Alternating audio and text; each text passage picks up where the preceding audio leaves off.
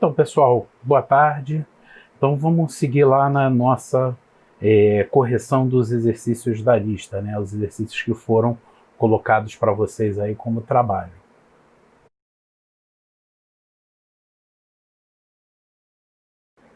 Então, o próximo exercício na nossa lista, né, é o exercício de número 15. Então, o exercício de número 15. Então, o exercício, né, segundo o Og, a reação. Então, vamos lá para a nossa reação. 2N2O5 dando 2GNO2 mais oxigênio. Tá? E ele diz, né, que segundo o Og,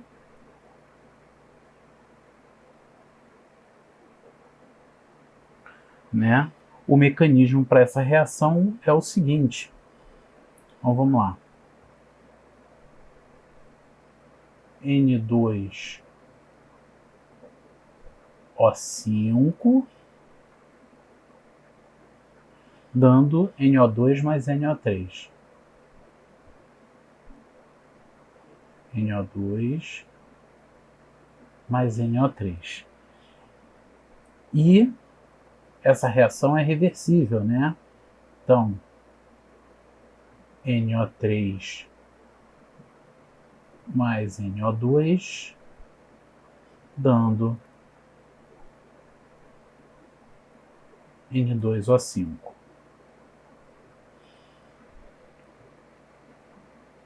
Essa reação ela também pode seguir adiante, né? Então, NO3 mais NO2, que vai dar NO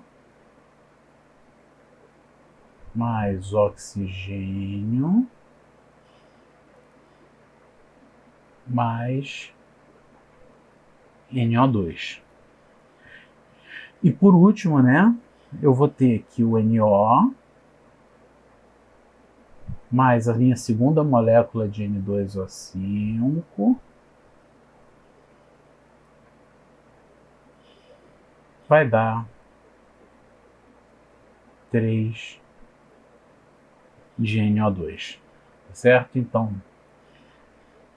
essa reação aqui a gente chama de 1, reação reversa a gente chama de 2, essa reação aqui dando os intermediários, né, o NO, a gente vai chamar de 3, e por último essa reação aqui a gente vai chamar de 4. Tá?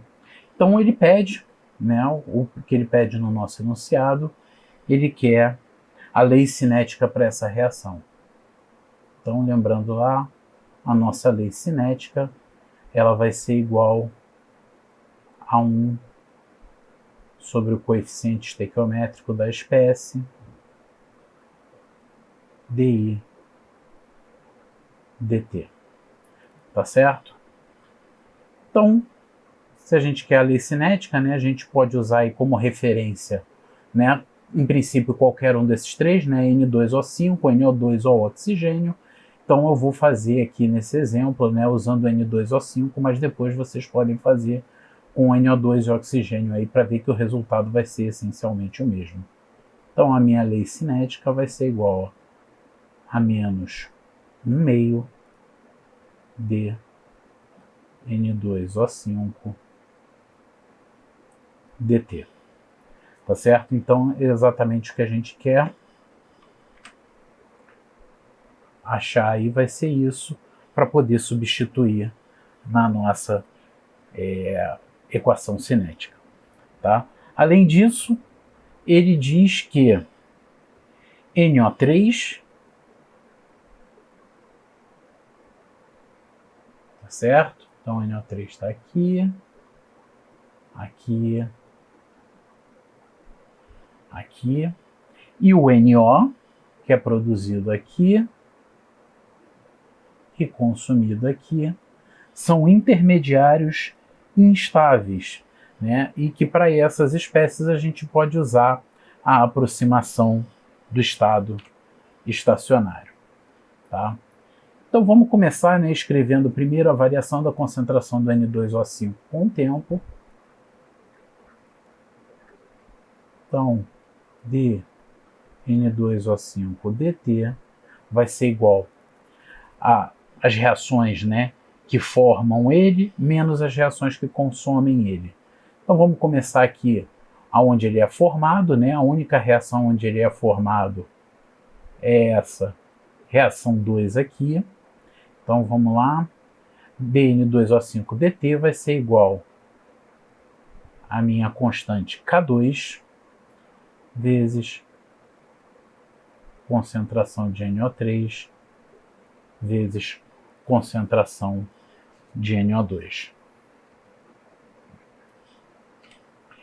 E agora, né, menos as reações onde ele é consumido. Onde que o N2O5 é consumido?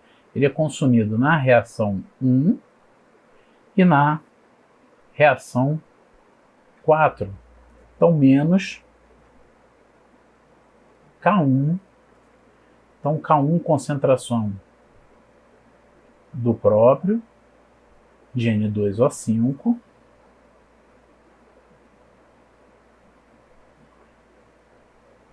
então menos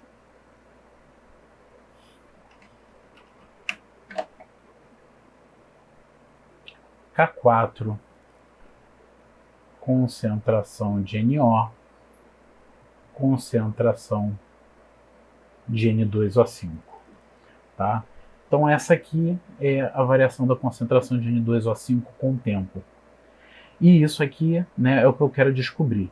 Então agora vamos aplicar a teoria do estado estacionário para NO3 e NO, como a gente tinha referido anteriormente.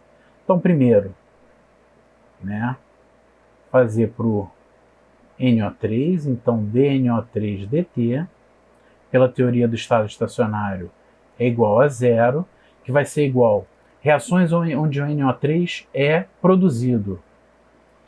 É a minha reação 1. Então vai ser igual a K1 concentração de N2O5. E agora, reações onde o NO3 é consumido. São as reações 2 e 3. Então, menos K2, concentração de NO3, concentração de NO2, menos K3, concentração de NO3 vezes concentração de NO2. Tá certo? Então, eu vou adicionar mais uma página aqui. E agora, né, eu mantive as minhas equações aqui para o N2O5 e para o NO3 aqui embaixo, né, para a gente poder utilizá-las. Então, a nossa equação do NO3, né, a gente pode isolar nela aqui a concentração do NO3. Da reação 2, né, eu consigo tirar que a minha concentração de NO3 ela vai ser igual a K1 concentração N2O5 dividido por K2 mais K3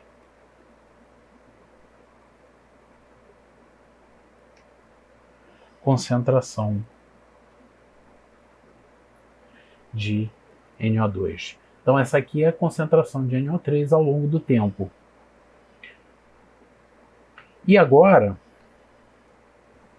nós vamos lá obter, né, a nossa concentração de NO em função do tempo. Então,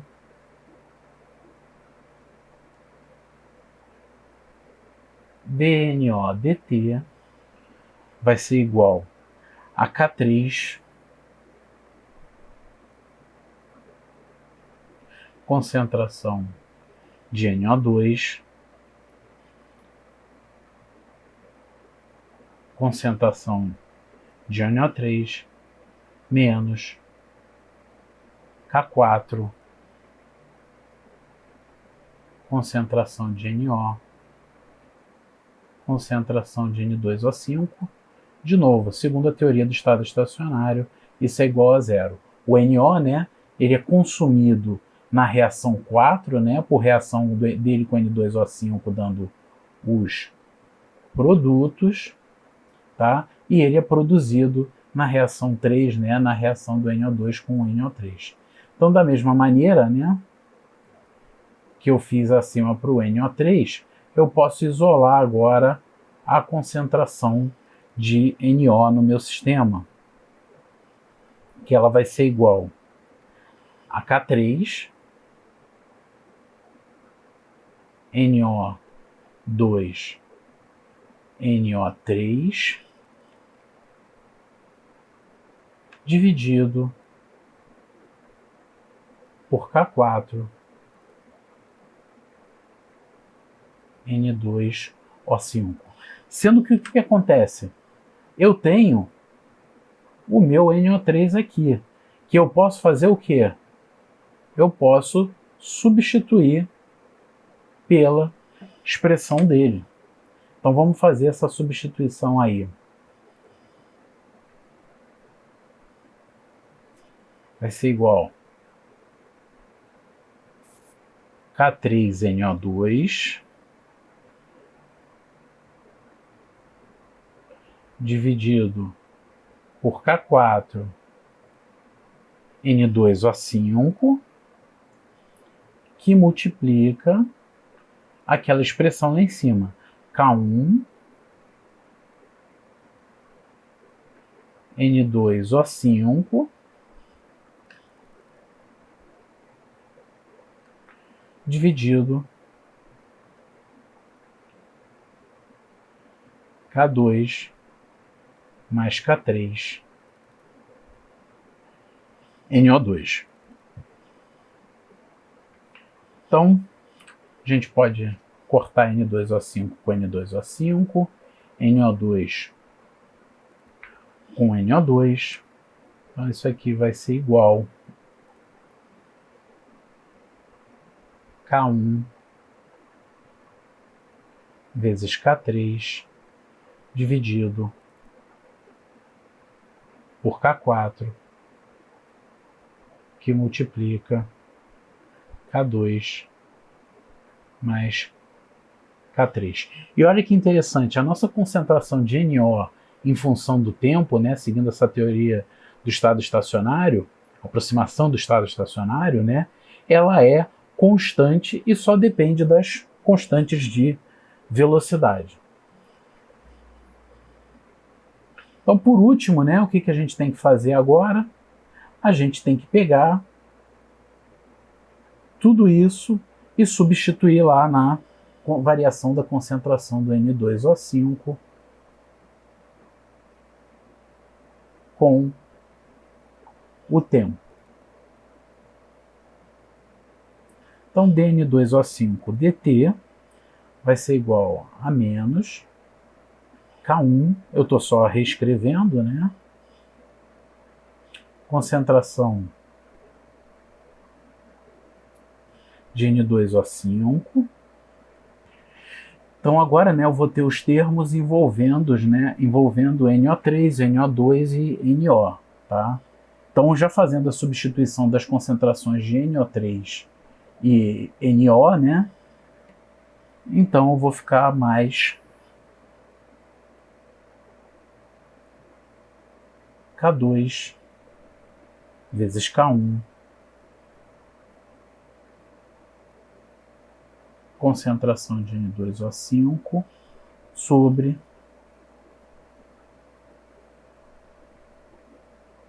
K2 mais K3, isso, menos K3 vezes K1, concentração de N2O5, dividido por K2 mais K3. Tá fazendo um pouco de álgebra, né, em cima dessa expressão aqui.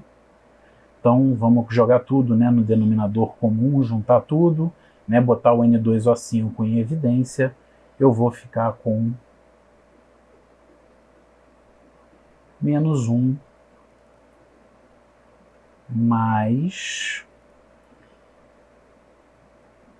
K2 menos K3 dividido por K2 mais K3, que multiplica K1, concentração de N2O5. Isso aqui, né, um pouquinho mais de álgebra, vai ser igual a menos 2 K3, K1 sobre K2 mais K3 vezes concentração de N2O5. Tá certo? E agora o que a gente tem que fazer? Para a gente achar lá a nossa velocidade, né, nossa equação cinética, a gente tem que pegar aqui o nosso dNO5dt e substituir lá na nossa equação cinética. Então voltando aqui, né, a nossa equação cinética, né, R vai ser igual a 1 sobre o coeficiente estequiométrico, né? Então, como a gente está como N2O5, o coeficiente estequiométrico dele é menos 2, menos meio, então, né, d N2O5 dt. Então, isso aqui é igual, fazendo essa substituição, 2 corta com 2, sinal negativo corta com sinal negativo. Então, vai ficar K3, K1 sobre K2 mais K3 vezes a concentração de N2O5. Tá certo?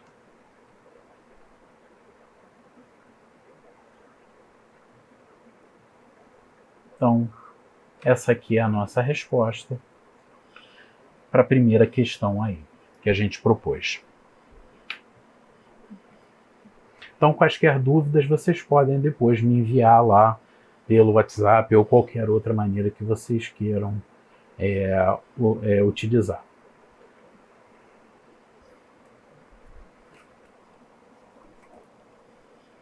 Então, o segundo exercício que a gente vai discutir hoje, né, é o exercício de número 3 aí, né, da nossa lista de isotermas de adsorção, tá? E o exercício número 3, ele diz o seguinte: mostre que a equação da isoterma de Langmuir para a adsorção simultânea de duas espécies é dada por... Então vamos lá. ΘA igual... Vou botar o denominador primeiro, né, que ele é enorme. Depois eu boto o numerador. 1 mais Ka PA mais KB PB e o numerador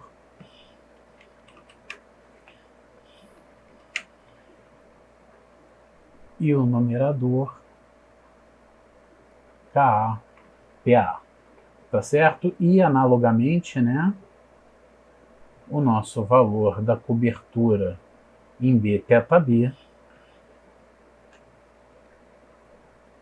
vai ser igual, e aí eu vou começar de novo pelo denominador, né, 1 mais K PA mais KB PB, né, e agora o numerador aqui é o KB PB. Tá? Então ele quer que a gente demonstre, né, a isoterma de Langmuir para a adsorção simultânea de duas espécies aí.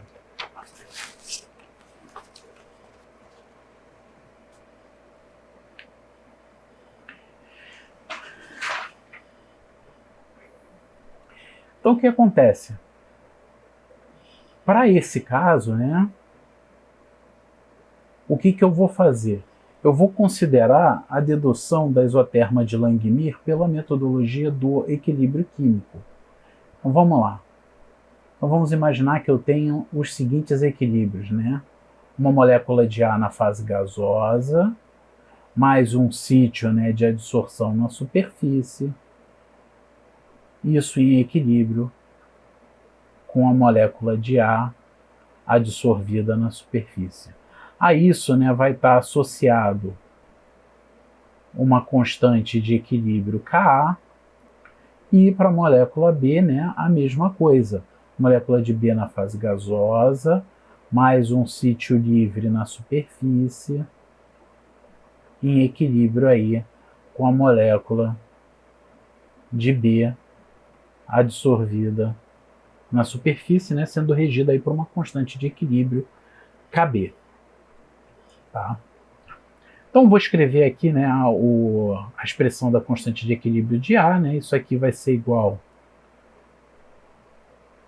concentração de AS, né, ou seja, a concentração de A adsorvido, sobre A na fase gasosa, né, na constante de equilíbrio, vai entrar como pressão de A, e vezes a concentração de sítios ativos livres.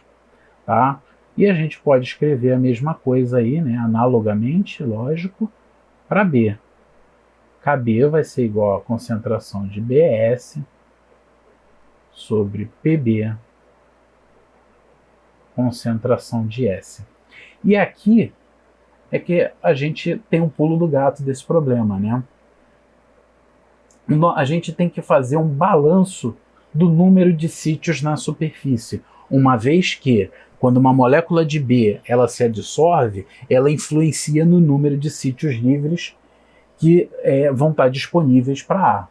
Então eu vou colocar aqui o meu número total de sítios, né, que eu vou chamar de S maiúsculo, vai ser igual ao número de sítios livres, mais o número de sítios cobertos por A, mais o número de sítios cobertos por B.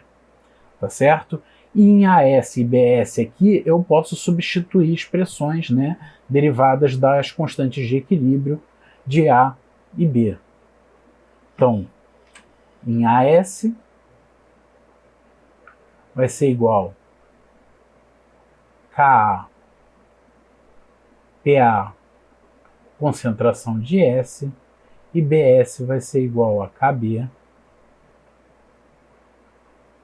Pb concentração de S. Vou fazer o seguinte agora, né? Eu quero saber o quê? Eu quero saber o valor de θA. O que é o θA? É a fração da minha superfície que vai estar coberta com a molécula de A. Ou seja, vai ser igual a concentração de AS dividido pelo número total de sítios, que é o meu S maiúsculo. Então, de novo, né?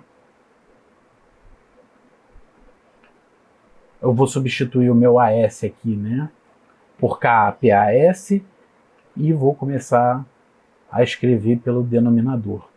Então, no denominador eu vou ter S mais Ka PA, concentração de S, Kb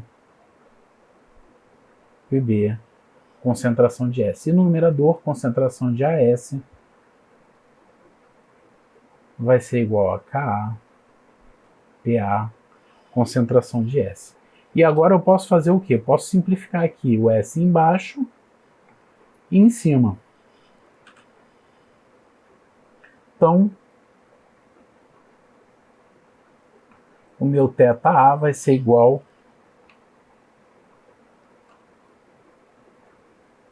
a 1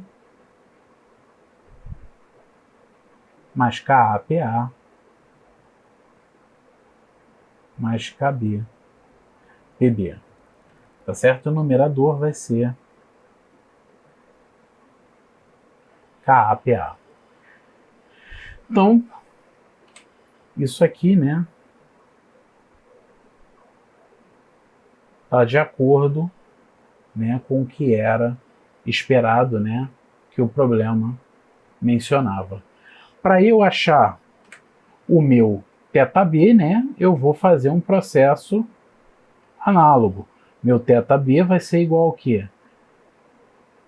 A concentração de B na superfície dividido pelo número total de sítios, né? E isso aí vai me dar, né, a fração coberta da superfície por B. Se eu fazer as mesmas substituições, né, eu vou chegar lá na minha expressão de θB. Então essa é a primeira parte do exercício. Deixa eu ver aqui qual é a segunda parte. Em seguida, mostre o que aconteceria com estas expressões se as espécies A e B adsorvessem em sítios diferentes. Então, vamos lá. Deixa eu abrir um espacinho aqui, né? Então, se A e B adsorvessem em sítios diferentes, o que acontece? Vou botar aqui numa outra corzinha. Vou botar nesse azulzinho aqui. Isso significa que esse sítio ativo aqui, se A e B adsorvessem em sítios diferentes, esse sítio aqui eu vou chamar, né, para a adsorção do A, eu chamaria de S1. Esse sítio aqui embaixo para a adsorção do B eu chamaria de S2. E o que acontece?